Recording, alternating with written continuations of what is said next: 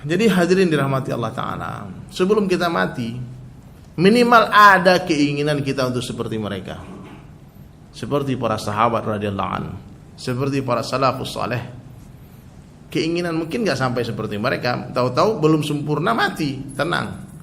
Ada kabar gembira, ada kabar gembira. Orang yang ingin menjadi hafiz Al-Quran, lalu dia mati sebelum menjadi hafiz Al-Quran, Allah akan kumpulkan mereka bersama para hafiz Al-Quran.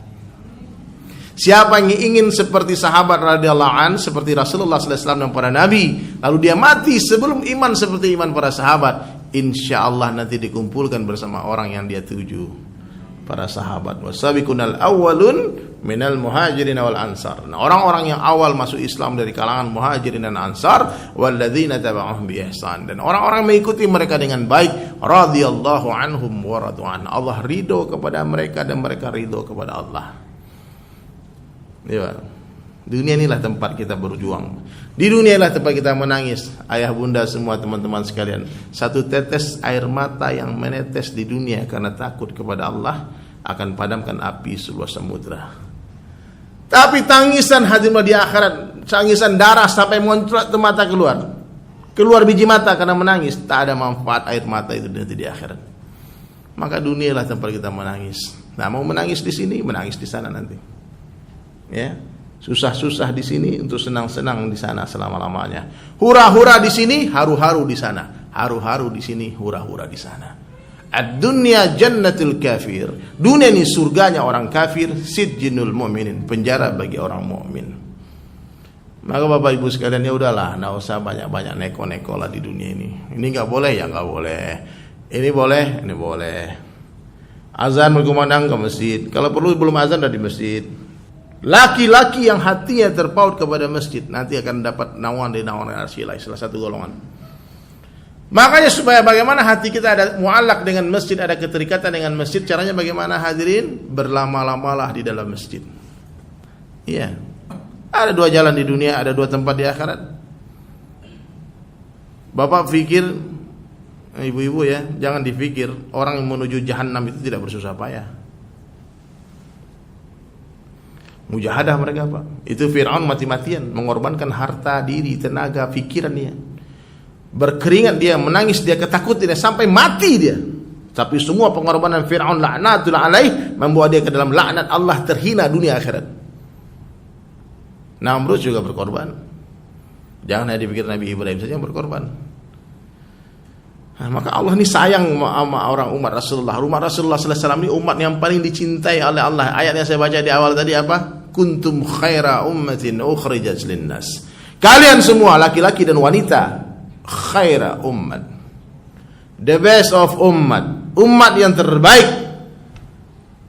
Umat yang Allah Ta'ala bangga-banggakan di hadapan seluruh nabi, yang diceritakan di dalam Taurat, di dalam Zabur, di dalam Injil. Datangnya belakangan, masuk surganya awal. Diharapkan surga dimasuki oleh kaum-kaum terdahulu sebelum umatmu ya Rasulullah masuk surga, kata Jibril. Ya Pak, ini umat nih Pak, nabi-nabi ingin seperti kita Pak. Nabi Ibrahim pernah berdoa kepada Allah, ya Allah jadikanlah hamba sebagai umatnya Muhammad sallallahu alaihi wasallam. Nabi Ibrahim, Nabi Musa, semua, bahkan Nabi Isa pernah berdoa. Satu-satunya doa yang Allah kabulkan hanyalah doa Nabi Isa alaihissalam. Sebelum hari kiamat nanti Allah akan turunkan Nabi Isa ke dunia, tapi bukan sebagai Nabi, tapi sebagai umatnya Rasulullah sallallahu alaihi wasallam. Ketika Al-Mahdi hendak mengimami salat, dia persilahkan Nabi Isa. Nabi Isa yang imam, Al-Mahdi yang imam, Nabi Isa jadi makmum. Ini umat terbaik. Tapi saya tanya sama Ustaz, guru saya dulu, Syekh, katanya Allah sayang sama umat ini, tapi kenapa umur umat ini singkat? Tak seperti umur umat Nabi Nuh 1000 tahun, 800 tahun. Tak seperti umat Bani Israel, umatnya Nabi Musa 600 tahun, 400 tahun. Itu anak seorang nenek-nenek, ibu-ibu datang ke Nabi Musa alaihissalam menangis. Diceritakan, ya kalamullah, wahai Musa, anakku meninggal. Lagi lucu-lucunya, Pak. Berapa umur anakmu? 200 tahun. Itu umat terdahulu Pak, lama panjang-panjang umurnya. Tapi Allah tak katakan mereka khairul umat, sholat mereka panjang-panjang, ibadah mereka panjang-panjang, zikir mereka panjang-panjang. Kalau mereka sujud bukan hanya kepala yang berbekas, batu cekung bekas sujud mereka. Kalau mereka berzikir bercahaya itu gua-gua tempat mereka berzikir, rumah-rumah mereka. Kalau mereka berzikir di pinggir laut, manis air laut, efek dari zikir mereka ditulis dalam kitab Bukhari ini, Pak. Satu orang ahli ibadah dari kalangan Bani Israel, dia mampu duduk dari satu Jumat ke Jumat depan tanpa berdiri. Tapi Allah tak katakan itu mereka semua khair umat. Justru kita sholatnya sebentar, 5 menit. Ini Pak, baca Quran 1 lembar ngantuk. Aduh, udah buram atau gini-gini. Puasa kita nggak seperti puasa mereka. Subuh sampai maghrib. Mereka tuh 24 jam puasa, Pak. Yahudi sampai sekarang tuh, Pak, 24 jam puasanya. Di hari Asyura kemarin itu mereka puasa juga. Tapi bukan puasa seperti kita, 24 jam dia puasa. Allahu Akbar. Saya tanya, kenapa Allah jadikan kita sebagai khairul umat? Kenapa Allah sayang kepada umat ini? Cuma tahu umurnya singkat. Dia bilang, itulah tanda Allah sayang kepada umat ini. Allah tak berikan umur panjang kepada umat ini. Kenapa? Allah tak ingin melihat kita terlalu lama bersusah payah di dunia. Ini kalau duit gak kita gunakan untuk agama pasti habis juga, tapi bukan untuk agama. Betul nggak kok? Habis sahih. Kalau kita nggak sibukkan diri dalam urusan agama, pasti kita akan sibuk juga, tapi bukan dalam urusan agama. Ya. Waktu kalau nggak kita gunakan untuk agama, pasti waktu berlalu, tapi bukan untuk agama. Dan kita kalau nggak mau mati dalam urusan agama, kok pasti kita akan mati juga, tapi bukan dalam urusan agama. Ini tinggal pilihan saja nih. Dan Coach Stephen telah mengambil keputusan yang luar biasa, menjual benda-benda akhiratnya kepada Allah. Ajib kan? Allah kan sebetulnya Allah yang kasih, tapi Allah kan memberikan bahasa yang hikmah. Kata Allah, aku membeli harta dan diri orang-orang beriman dengan surga. Berarti ketika kita sudah mengaku beriman, seperti yang Coach Stephen amalan ajarkan kepada kita semua ini, kita tidak punya apa-apa lagi, karena semua harta kita yang kita bilang ini mobilku, ini rumahku, ini tanahku, ini sebetulnya punya Allah semua. Karena Allah telah membayar dengan surga. Jadi setelah Allah Ta'ala beli ini, kemudian Allah titipkan kepada kita. Ajib kan?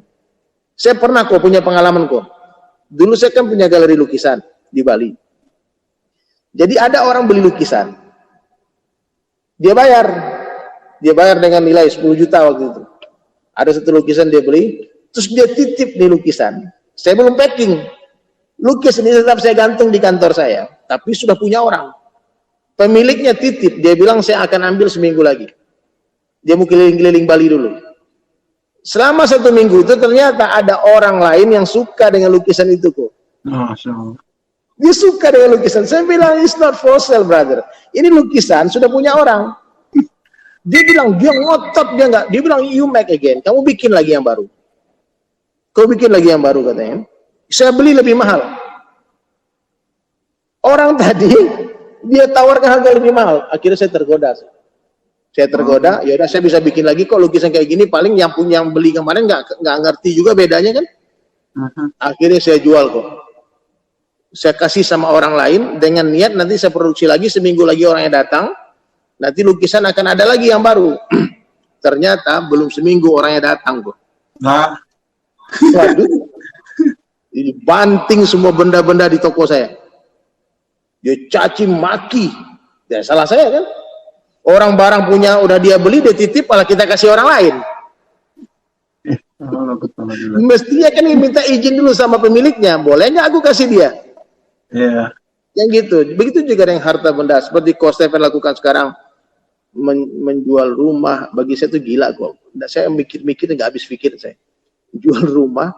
Udah berapa rumah kok? Tewas nih kok. 3 rumah tewas untuk membantu pemerintah. Ini tugas pemerintah sebetulnya, bukan tugas Coach Stephen sebetulnya. Ini tugas pemerintah. Lebih mikirin tenaga medisnya, Bang, kasihan. Iya, kasihan. Mobil yang dulu ini tewas juga. 7. Syahid juga. 7. Mobil 7. Motor besar 3. Motor besar 3. Kok Satu hari Pak. Kok saya di masjid nih kok, dengarkan kok, Allah pasti akan ganti dengan lebih baik. Amin, insyaallah amin. Allah ganti. Di akhirat pasti itu, di akhirat pasti, tapi di dunia akan Allah ganti dengan sesuatu yang lebih baik. Amin.